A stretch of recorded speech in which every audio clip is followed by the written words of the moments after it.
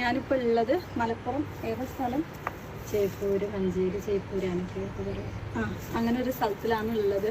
നമ്മൾ പാലക്കാട് നിന്ന് വന്നിട്ടുള്ളതാണ്. ഇവർ കുറച്ച് പ്രയാസത്തിലാണ്. അപ്പോൾ ആ ഒരു പ്രയാസം നിങ്ങളുടെ മുന്നിലേക്ക് ഈ ഒരു റമദാൻ മുൻനിർത്തി നിങ്ങളുടെ മുന്നിലേക്ക് അവരവരുടെ പ്രയാസം പറയാനും വേണ്ടിയിട്ടാണ് വന്നിട്ടുള്ളത്. ഒരേ പ്രയാസത്തിൽ എൻ്റെ മൂന്നാമത്തെ മോളാണ്. മോൾക്കും വേണ്ടിയിട്ടാണ് ഞങ്ങൾ ഒരുപാട് ഹോസ്പിറ്റലും കാര്യങ്ങളൊക്കെ ആയിട്ട് നടന്നിരുന്നു.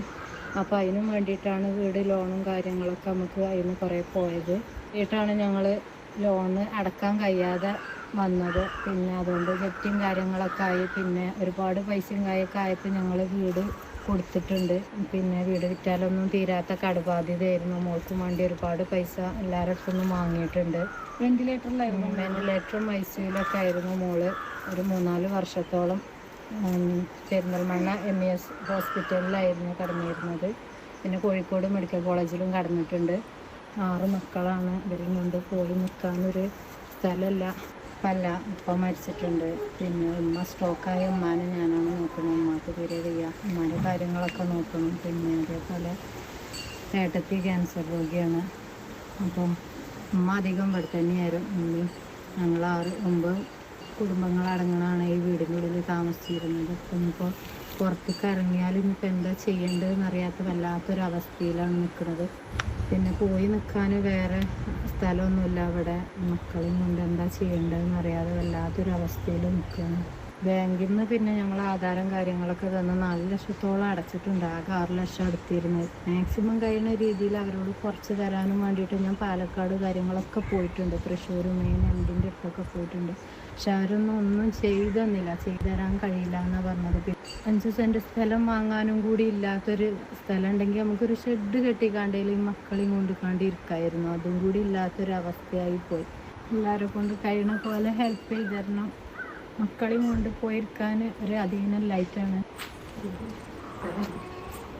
ശരി, ബാക്കിയൊക്കെ പഠിച്ചാൽ മതി.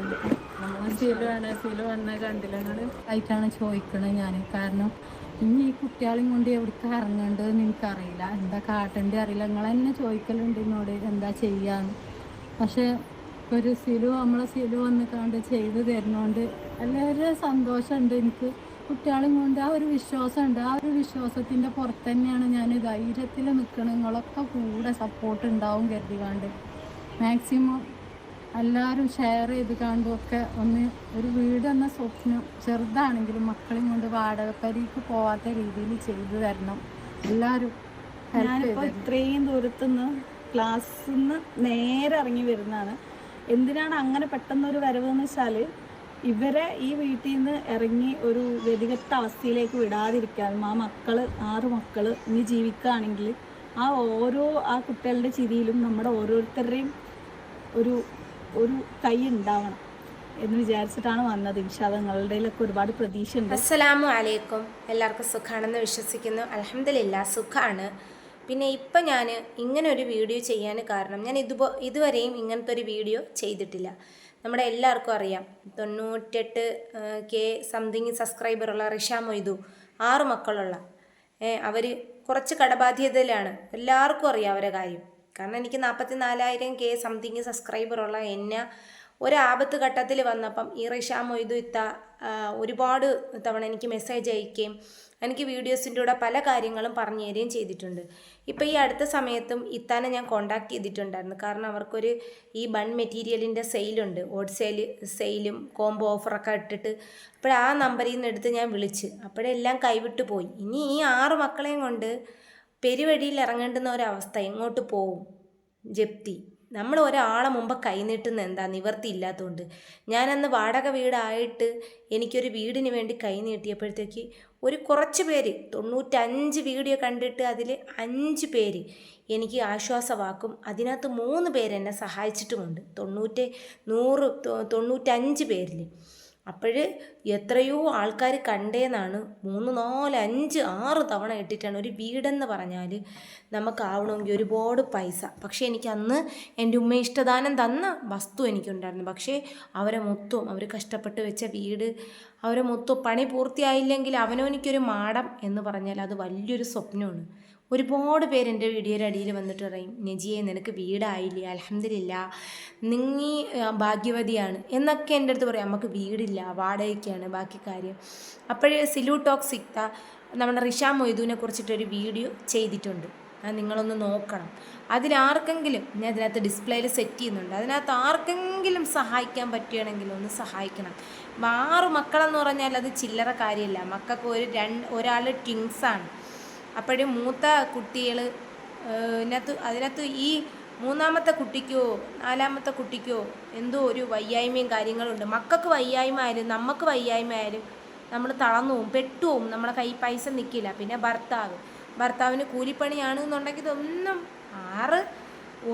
ആ റിഷ മൊയ്തു ഇത്താൻ്റെ ഉമ്മ 6 മക്കൾ 7, 8, 9, പിന്നെ അവരെ മൂത്ത ജ്യേഷ്ഠത്തിക്ക് ക്യാൻസർ. അപ്പോൾ ഇതൊക്കെ വന്ന് നമ്മുടെ മുമ്പ് കൈനീട്ടുന്ന എന്തിനാണ്? ഒരു സഹായം. ഈ മാസത്തിൻ്റെ ബറക്കത്തുകൊണ്ട് 10 രൂപ, 100 രൂപ, 1000 രൂപ ഉള്ള കണക്ക് നിങ്ങളൊന്ന് സഹായിക്കണം. ആ സിലു ടോക്സ് ഇത്താൻ്റെയിൽ ഞാൻ ഡിസ്പ്ലേയിൽ സെറ്റ് ചെയ്ത് കയറ്റും. അവരിൽ അക്കൗണ്ട് നമ്പരും QR കോഡും എല്ലാം കൊടുത്തിട്ടുണ്ട്. നിങ്ങൾക്ക് ആർക്കെങ്കിലും ആ മക്കളെയും കൊണ്ടിട്ട് പെരുവഴിയായി എങ്ങടോ ഇല്ലാത്തൊരവസ്ഥ, ആത്മഹത്യയൊക്കെ ചെയ്യുന്ന ഒരു ഘട്ടമെന്നൊക്കെ പറഞ്ഞാൽ അള്ളാ നമ്മൾ എന്ത് ചെയ്യാനാണ് റഹ്മാനെ, നമ്മൾ ജന്മം നൽകിയ മക്കൾ. ഞാനും ഒക്കെ ഈ ഓരോ ഘട്ടങ്ങൾ വരുമ്പോൾ നമ്മൾ ഓരോ മൈൻഡാണ്. അപ്പോഴും നിങ്ങളൊന്ന് സഹായിക്കണം, സഹായിക്കാതെ കൈവിടരുത്. കാരണം ഭർത്താവ് ഉണ്ടെങ്കിൽ എല്ലാം തികഞ്ഞു എന്നല്ല, ആ ഭർത്താവിനെ കൊണ്ട് ഇവരെ വയറ് പോലും നിറപ്പിക്കാൻ ചിലപ്പം പറ്റിയെന്ന് വരില്ല.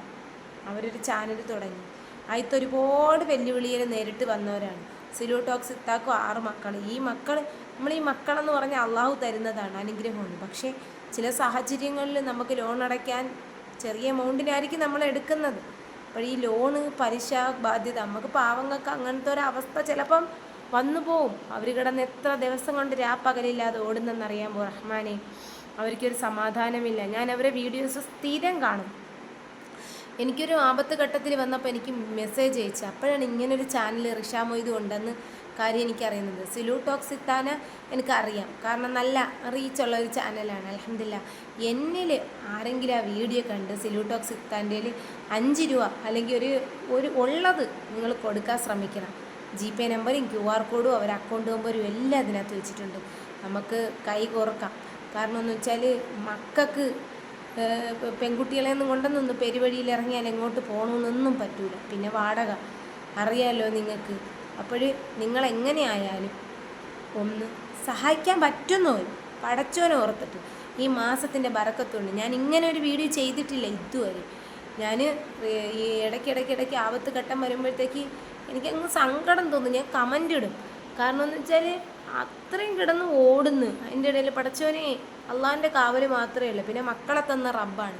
നമ്മൾ നെഗറ്റീവ് മാത്രം കണ്ടുപിടിക്കാതെ പോസിറ്റീവ് കൂടെ കാണാൻ ശ്രമിക്കുക. അപ്പോഴേ ഇത്രയേ ഉള്ളൂ. ആ അക്കൗണ്ടിൽ എന്തെങ്കിലും സഹായിക്കാൻ പറ്റുകയാണെങ്കിൽ നിങ്ങളൊന്ന് സഹായിക്കണം. വസ്തു ആവണം, വീടാവണം. ഇത് എല്ലാവരിലും ഒന്ന് ഷെയർ ചെയ്ത് എത്തിച്ചു കൊടുക്കണം. അപ്പോൾ ആ സിലു ടോക്സ് ഇത്ത ചെയ്ത അനുഗ്രഹം വലുതാണ്. കാരണം നമ്മുടെ ചാനൽ കൊണ്ട് ഇങ്ങനെയെങ്കിലും ഒന്ന് അവർക്കൊക്കെ ഒരു മറ്റുള്ളവരിലോട്ട് എത്തി അവരെ വീഡിയോസൊക്കെ ഒന്ന് റീച്ചായി, അല്ലെങ്കിൽ അവരെ അക്കൗണ്ട് നമ്പരും ബാക്കി കാര്യങ്ങളൊക്കെ അതിൽ കൊടുത്ത് അതിലൊരു സഹായം കിട്ടുക എന്ന് പറഞ്ഞാൽ അതൊക്കെ വലിയ അനുഗ്രഹമാണ്. ഒരുപാട് കമൻറ്റുകൾ എൻ്റെ വീഡിയോയുടെ അടിയിൽ വരും, റിഷ മൊയ്തു ചാനലൊന്ന് കാണണേ, റിഷ മൊയ്തു ചാനലൊന്ന് കാണണേന്ന്. അപ്പം നിങ്ങൾ കണ്ടാൽ മാത്രം പോരാ, ഈ ഒരു ആപത്ത് ഘട്ടത്തിൽ അവരെ ഒന്ന് സഹായിക്കണം. ഇത്രയേ ഉള്ളൂ. അസ്സലാമു അലൈക്കും.